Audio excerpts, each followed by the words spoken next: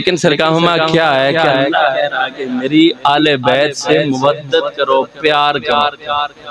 بولو میری آل بیت سے پیار کرو، محبت کا اظہار کرو. جہاں محبت ہوتی ہے نبی پاک علیہ السلام ہمیں المر مع من احبا، دنیا میں تم جس سے محبت کرتے ہو قیامت والے دن اسی کے ساتھ اٹھائے جاؤ گے. کوئی یزید سے محبت کرے تو اس کے ساتھ اٹھایا جائے گا، کوئی حسین سے محبت کرے تو اس کے ساتھ اٹھایا جائے گا. اور اس گھرانے کی محبت کیا ہے، مودت کیا ہے؟ لوگوں دنیا میں ایسا گھرانہ ہے جس سے محبت کرو اللہ تمہیں جنت بھی دے گا، جنت میں مدینے والے کا قرب عطا کرے گا. دخول جنت بھی ملے گا اور قربت رسالت بھی ملے گا.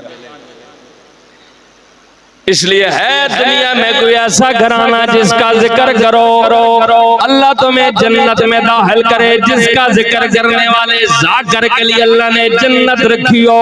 آؤ میں تمہیں بتاتا ہوں، المستدرک کے اندر موجود ہے، مواہب لدنیہ کے اندر موجود ہے، ترمذی کے اندر موجود ہے، مشکات کے اندر جہاں زیادہ حدیث بخاری مسلم کی ہے. یہ حدیث بڑی ذمہ داری سے بیان کر رہا ہوں. نبی پاک صاحب دولاخ صلی اللہ علیہ وسلم کی بارگاہ کے اندر حسنین کریمین دونوں شہزادے موجود ہیں. میرے آقا نے فرمایا من احبنی، جس نے مجھ سے محبت کی، وحب ھذا. دونوں شہزادوں کی طرف سرکار نے اشارہ فرمایا جس نے ان دونوں سے محبت کی. حضرت امام حسن پاک سے اور حضرت امام حسین پاک سے محبت کی. اور سرکار نے ساتھ مولا علی کی طرف اشارہ کیا، باؤ ماں، جس نے ان کے باب جناب حضرت علی سے وَأُمُّهُمَا، جس نے ان کی ماں سیدات النساء فاطمہ الزہرا سلام اللہ علیہ سے عزت و گیر محبت کا ذکر کیا. سرکار علیہ السلام فرماتے ہیں جس نے ان سے محبت کی، من حبنی وہذین واباؤما وامہما.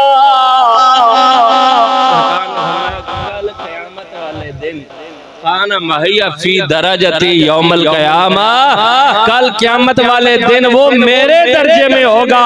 مطلب یہ ہے کہ وہ جنتی بھی ہوگا اور جنتی ہونے کے ساتھ اس درجے میں ہوگا جدھر سارے نبیوں کا سردار ہوگا. ایک تو جنت کی ضمانت، ایک جنت میں بھی قرب رسالت کی ضمانت. ایک جنت کی ضمانت، دوسرا جنت میں قرب رسالت کی ضمانت. اور آخری بات کرتا ہوں،